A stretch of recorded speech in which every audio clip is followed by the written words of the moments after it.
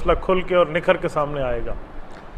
رضاخانیت میں اور علماء اہل سنت والجماعت علماء دیوبند میں یہ مسئلہ آج کل مختلف فی بنا ہوا ہے۔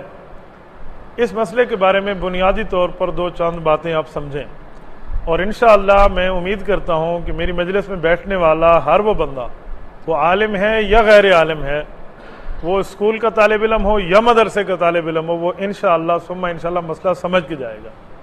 جو حضرات غیر عالم بیٹھے ہیں وہ یہ نہ سمجھیں کہ مولویوں والی باتیں ہوں گی ہمیں نہیں سمجھ آئیں گی۔ بس اللہ کا فضل ہے، اللہ رب العزت کے فضل سے، رسول اللہ صلی اللہ علیہ وسلم کے وسیلے سے اللہ پاک نے علماء دیوبند کو یہ کام عطا فرمایا ہے کہ وہ علمی بات کو عوامی لہجے میں کرنا جانتے ہیں۔ علم غیب، غیب کا لفظی معنی ہے پوشیدہ، میں آگے اس کی اصطلاحی اور لغوی معنی پہ چلتا ہوں۔ علم کا معنی ہے جاننا، دانستن، چھپی ہوئی چیز کو جاننا، یہ تو لغوی معنی ہے۔ لغوی معنی ہے زبان اس کو کیا کہتی ہے۔ رضا خانیوں کا دعویٰ ہے کہ رسول اللہ صلی اللہ علیہ وسلم سمیت تمام انبیاء کرام، اولیاء عظام، اور بعض غالی رضا خانی کہتے ہیں اولیاء عظام کے رکھے ہوئے جانور بھی علم غیب جانتے ہیں۔ اور اہل سنت والجماعت احناف دیوبند، ان کی ترتیب یہ ہے کہ علم غیب یہ خاصہ خداوندی ہے۔ خاصہ کا لفظ میں نے بولا کہ یوجد فیہ ولا یوجد فی غیرہ، خاصہ کا معنی ہوتا ہے جو چیز صرف اسی میں ہو دوسرے میں نہ ہو۔ دیکھیں، انسان کو منطق کی زبان میں حیوان کہتے ہیں۔ حیوان کا معنی ہوتا ہے جاندار۔ حیوان ہم بھی ہیں، حیوان حیوان بھی ہے۔ تو ان میں اور ہم میں کیا فرق ہے؟ ان میں فرق یہ ہے کہ ان کو قوت گویائی نہیں ہے، مافی ضمیر بیان نہیں کر سکتے، بول نہیں سکتے، گفتگو نہیں کر سکتے، اور ہم گفتگو کر لیتے ہیں۔ تو ان میں اور ہم میں فرق ہو گیا۔ اسی طرز پہ سمجھیں ذرا، یہ جو معاملہ ان لوگوں نے ہمارے ساتھ چلایا ہے، اس کا بنیادی طور پر کیا مقصد ہے؟ انہوں نے اللہ رب العزت والی صفات مخلوق کو دی ہیں۔ میں آپ کی خدمت میں ایک بات سمجھانے کے لیے عرض کرتا ہوں، یہ علم غیب اس عقیدے کی شاخ ہے۔ وہ عقیدہ اصل میں ہے نور اور بشر کا۔ ہمارے نزدیک انبیاء کرام انسان ہیں، رضا خانیت کے نزدیک انبیاء کرام انسان نہیں ہیں، خداوند کا ایک ٹکڑا ہے۔ احمد رضا نے، فاضل بریلوی جو ان بریلویوں کا بانی ہے، انہوں نے اپنی ہدایت کے بخشش میں لکھا ہے نور وحدت کا ٹکڑا ہمارا نبی۔ تو وہ اللہ کا ٹکڑا مانتے ہیں، تو رب العزت کا ٹکڑا۔ تو جب اللہ مان لیا انہوں نے نبی کو، تو یہ پھر آگے شاخیں ہیں۔ عالم الغیب اللہ کی صفت ہے، اللہ کا خاصہ ہے۔ حاضر ناظر ہر جگہ موجود ہونا بلا مکان، یہ اللہ کی صفت ہے۔ مختار کل ہر چیز پر قادر ہونا، یہ اللہ کی صفت ہے۔ تو اسی لیے وہ بیچارے یہ رسول اللہ میں مانتے ہیں۔ بنیادی عقیدہ بشریت کا انکار ہے۔ جب انہوں نے رسول اللہ صلی اللہ علیہ وسلم کو خدا کا ٹکڑا مان لیا کہ نور وحدت کا ٹکڑا ہمارا نبی، تو پھر خدا کے لیے عالم الغیب ہونا بھی ہے، ہر جگہ موجود ہونا بھی ہے، اور مختار کل یعنی ان اللہ علی کل شیء قدیر بھی ہے۔ تو یہ انہی میں سے ایک کی شاخ ہے علم غیب۔ اس پر بنیادی طور پہ جب آپ بات کریں نا، تو میں آپ کو طرز سمجھاتا ہوں۔ اس طرز پہ علماء بھی محظوظ ہوں گے، اور جو کالج یونیورسٹی والے احباب ہیں وہ بھی محظوظ ہوں گے۔ ان سے بنیادی طور پر یوں بات شروع کریں۔ بھئی بات یہ ہے، ہمارے نزدیک عالم الغیب یہ اللہ کا خاصہ ہے، اللہ کی صفت ہے، باقیوں میں نہیں ہے۔ آپ کہتے ہو رسول اللہ، باقی انبیاء اولیاء یہ بھی عالم الغیب ہیں۔ آؤ تھوڑا بات کرتے ہیں۔ بنیادی طور پہ آپ ہمیں یہ بتائیں کہ رسول اللہ صلی اللہ علیہ وسلم مؤمن ہیں یا نہیں ہیں؟ مؤمن کا معنی ہے صاحب الایمان، صاحب ایمان ہیں یا نہیں ہیں؟ رضا خانی دو جواب دیں گے، یا کہیں گے مؤمن نہیں ہے تو پھر وہ خود مومن کیسے ہے؟ بند ہو گئی بات۔ یا کہے گا مومن ہے، اور یقینی کہے گا کہ مومن ہے۔ جب وہ کہے گا مومن ہے تو اس کے بعد اگلی بات کریں۔ ایک رضا خان نے مجھے کہا رسول اللہ کے مومن ہونے کی دلیل بتاؤ۔ حضور تو خود ایمان ہے۔ یہ بھی درمیان میں دفع دخل مقدر۔ دفع دخل مقدر کا معنی ہوتا ہے درمیانے کلام میں سوال پیدا ہو، سوال کو نقل کیے بغیر جواب دو، اسے کہتے ہیں دفع دخل مقدر۔ دخل کہتے ہیں سوال کو، مقدر کہتے ہیں چھپے ہوئے کو، ہڈن، چھپے ہوئے سوال کا جواب دینا۔ تو یہاں ایک بندے نے میرے صاحب نے سوال کیا کہ حضور تو ایمان ہے، مومن کیسے ہیں؟ جیسے اللہ ایمان ہے، اللہ مومن نہیں ہے، حالانکہ اللہ کا نام المؤمن موجود ہے۔ بہرحال وہ جاہل تھا۔ تو میں نے کہا رسول اللہ مومن نہیں ہے؟ کہتے جی نہیں ہے۔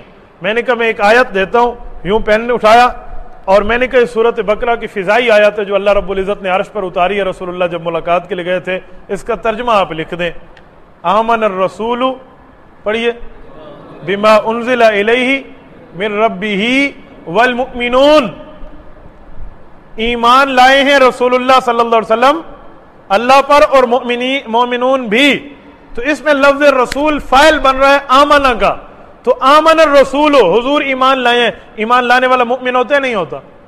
تو حضور تو مومن ہے، تو کس بنیاد پہ کہتے ہیں مومن نہیں ہے؟ شروع میں آیت نہ پڑھیں تاکہ ان کو تھوڑا کسی سے بات کے دوران ایک طرز ذہن میں رکھا کریں، اس کو حیثیت یہ بتائیں کہ مجھے اتنی تیاری نہیں ہے، میں اس مسئلے پہ بس آپ بات کریں تاکہ وہ تھوڑا چڑھ کے آئے، جب چڑھ کے آ رہے تو پھر بندہ اس کے بعد جواب دے۔ ایک دوست مجھے ایک دن کہنے لگا کہ آپ شروع میں دلیل کم دیتے ہو، جب مسئلہ گرم ہو جاتا ہے پھر دلیل دیتے ہو، دلیل تو شروع میں دینی چاہیے۔ میں نے کہا کابر جو فرماتے ہیں ان کی بات اپنی جگہ، میرا ایک ذاتی تجربہ ہے، ابھی میں مولانا مخلص عبداللہ صاحب سے عرض کر رہا تھا کہ میرے گھر سے پیدا شدہ مسائل ہیں، ہماری فیملیز میں یہ چیز ہے، میں نے ایک تجربہ کیا ہے کہ شروع میں دلیل نہ دو، شروع میں تھوڑا بحث کو اٹھاؤ، بحث ہو نا کسی سے، تھوڑا آگے چلنے دے اس کو یہ وہم و گمان ہو کہ اس کے پاس دلائل شاید کم ہے، جب وہ چڑھ کے آئے تو پھر دلیل دو۔ اس کی بھی ایک دلیل ہے، وہ کیا ہے کہ جب آپ روٹیاں پکاتے ہیں نا تو شروع میں نہیں پکاتے، روٹی توے پہ نہیں ڈالتے، جب توا خوب گرم ہو جاتا ہے پھر روٹی ڈالتے ہیں، ٹھیک ہے؟ یہ جو پیاز ڈالنے ہوتے ہیں تڑکے کے لیے وہ گھی میں اس وقت نہیں ڈالتے جب شروع میں رکھیں، پہلے اس کو ابلنے دو پھر اس میں جا کے گھی ڈالو۔ تو میں نے کہا شروع میں دلیل نہ دو، جب یہ گرم ہو جائے پھر دلیل دے کے ذلیل کر دو، تو پھر بندے کو بات سمجھ آتی ہے کہ بات ہے کیسے۔ تو میں نے بھی شروع میں آمن الرسول بما انزل الیہ من ربہ والمؤمنون نہ پڑھا، جب میں نے آیت پڑھی میں نے کہا آپ اس کا ترجمہ لکھ دیں۔ یقین مانے آدھا گھنٹہ ہم پین پکڑ کے بیٹھے، یار لکھ دو بھائی لکھ دو، ادھر ادھر کی بات کرے، اس کا ترجمہ نہ لکھ دے، کیونکہ اگر وہ اس کا ترجمہ لکھتا تو پھنس جاتا کہ آمن الرسول بما انزل الیہ من ربہ والمؤمنون کا معنی حضور مومن ہے۔ تو جب پہلی بات طے ہو گئی کہ حضور مومن ہے، پہلی بات طے ہو گئی حضور پاک علیہ السلام، اس بات کو یہاں چھوڑتا ہوں، میں درمیان میں ایک بات آپ کو سمجھاتا ہوں، وہ بھی اسی سے ایک ریلیٹڈ چیز ہے۔ ایک مرتبہ رضا خانیوں سے میری گفتگو چل رہی تھی، ایک رضا خانی نے مجھے کہا رسول اللہ صلی اللہ علیہ وسلم کو آپ انسان مانتے ہیں، اس کی کوئی ایک دلیل ذکر کریں۔ یہ مسئلہ بشریت کا ہے لیکن ادھر ٹچ ہوتا ہے، وہ میں آپ کو ذرا سمجھاتا ہوں۔ میں نے کہا میں اپنے اکابر سے دلیل نہیں لاتا، آپ کے اکابر سے لاتا ہوں۔ احمد رضا نے فتاوی افریقیہ، السنۃ الانیفہ فی فتاوی افریقہ، پورا اس کا نام ہے فتاوی افریقہ، جو احمد رضا کی ایک ہی جز کوئی 100-150 صفحے کی 100-120 صفحے کی کتاب ہے، یہ شبیر پبلشر اردو بازار لاہور نے چھاپی ہے، ذرا آپ اس کو پڑھ لیں۔ احمد رضا ایک حدیث لاتا ہے جو تمہارا پڑھا ہے، میں لاؤں گا تو تو سندی بحث کرے گا، میں تیرے گلے سے حدیث لا رہا ہوں۔ وہ لکھتا ہے انا و ابو بکر و عمر خلقنا من تربۃ واحدہ، حضور فرماتے ہیں میں، ابو بکر اور عمر ایک مٹی سے بنی ہوئی مخلوق ہیں۔ تو میں نے کہا رسول اللہ صلی اللہ علیہ وسلم تو مخلوق ہیں، خالق تو نہیں ہے، اور یہ صفت تو خالق کی ہے جو آپ بیان کر رہے ہو۔ اس پہ مجھے کہنے لگا جاؤ، حضور کو تو مخلوق کہتے ہیں، میں حضور کو محبوب کہتا ہوں۔ یہ علمی شبہ تو نہیں ہے، عوامی شبہ ضرور ہے۔ عوام میں جب آپ بات کریں گے نا کہ رسول اللہ مخلوق ہیں، وہ فوراً کہے گا نا حضور تو اللہ کے محبوب ہیں۔ عام بندے کا ذہن گھوم جائے گا کہ یار یہ مخلوق کہتے ہیں وہ محبوب کہتے ہیں تو وہ ٹھیک ہے۔ تو یہاں بھی ان نے یہی کام کیا نا۔ تو میں نے اسے کہا جناب محترم، محبوب کا معنی ہوتا ہے پیارا، مخلوق کا معنی ہوتا ہے جس کو اللہ بنائے۔ تو اللہ رب العزت نے حضور کو بنایا نہیں بنایا؟ کہ جی بنایا ہے۔ تو میں نے کہا محبوب بھی ہیں مخلوق بھی ہیں، محبوب بھی ہیں مخلوق بھی ہیں۔ میں نے محبوب کا انکار کب کیا ہے؟ میری ایک بات سنیں، میں ایک بات کہتا ہوں، بھائی فاروق ہمارے دوست ہیں بیٹھے ہیں، بھائی فاروق، میں ان کے بارے میں کہتا ہوں کہ حضرت مولانا سلیم صاحب دامت برکاتہم بھائی فاروق کے والد نہیں ہیں۔ یہ سچ ہے جھوٹ ہے؟ والد، اب کوئی کہہ دے کہ فاروق کا والد ہی نہیں ہے، یہ دو باتیں علیحدہ ہوں گی۔ ایک ہے فاروق کے والد نہیں ہیں بھائی سلیم، ایک ہے کہ ان کے ہی والد نہیں ہیں۔ تو رضا خانیوں کا مسئلہ یہی ہوتا ہے، جب آپ ان کو ایک دلیل دیں گے نا، یہ اس کو چھوڑ کے دوسری لائیں گے۔ بھئی ہم نے کہا حضور مخلوق ہے، ہم نے کب کہا ہے محبوب نہیں ہے؟ یہ ہم نے کب کہا ہے؟ بھئی میں تلگنگ جا رہا ہوں، اس کا کیا معنی ہے کہ پشاور جو ہے نا ہندوستان کا ضلع ہے وہاں نہیں جا سکتا؟ دوسری بات تو ہم نے کی نہیں۔ تو میں نے کہا محبوب بھی ہیں مخلوق بھی ہیں، اس پر وہ تھوڑا پھنسا۔ تو یہاں بھی یہی کریں گے، مومن کے بارے میں وہ آپ کے اوپر دلیل ڈالے گا، حضور مومن ہے، کہاں سے ثابت ہے؟ تو مومن بھی ہیں ایمان بھی ہیں. مومن اللہ کی ذات تک ہے, ایمان ہماری ذات کے لیے. نہیں سمجھے؟ ایک چیز کی تو دو نسبتیں ہو سکتی ہیں. یہی تو غیر مقلدین سے ہماری بات چلتی ہے. میں درمیان میں دوسری باتیں اس لیے ٹچ کرتا ہوں تاکہ آپ کو عوامی ذہن سمجھ آئے. یہ مسئلہ علمی ہے اور علماء جانتے ہیں خشک مضمون ہے. خشک مضمون کو سمجھانے کے لیے تھوڑی گرم مسالہ ڈالنا پڑتا ہے, تب جا کر بات سمجھ آتی ہے. غیر مقلدین سے ہماری بات ہوتی ہے تو وہ کیا کہتے ہیں؟ رسول اللہ صلی اللہ علیہ وسلم کو تم امام اعظم نہیں مانتے, ابو حنیفہ کو امام اعظم کہتے ہو. اس پر ہمارا بندہ کہتے ہیں ہاں حضور تو امام اعظم ہے. میں نے ایک بندے سے کہا کس نے کہا حضور امام اعظم ہے؟ حضور تو رسول اعظم ہے.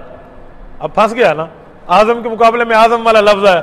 کہنے لگے رسول اعظم بھی تو امام اعظم ہوتا ہے. تو میں نے کہا بیٹا پھر میں بات غلط نہیں کہہ رہا, حضور رسول اعظم ہے, امام الانبیاء ہے, انبیاء میں سب سے بڑے امام ہے. لیکن یہاں جو امام اعظم کہا جا رہا ہے اس کا مطلب اور ہے. اس کو سمجھانے کے لیے میں یوں کہتا ہوں کہ پھر صدیق اکبر بھی حضور ہیں. کیوں؟ سب سے بڑے سچے. کہیں گے نہیں وہ ابو بکر ہیں. تو کیوں حضور سب سے بڑے سچے نہیں ہیں؟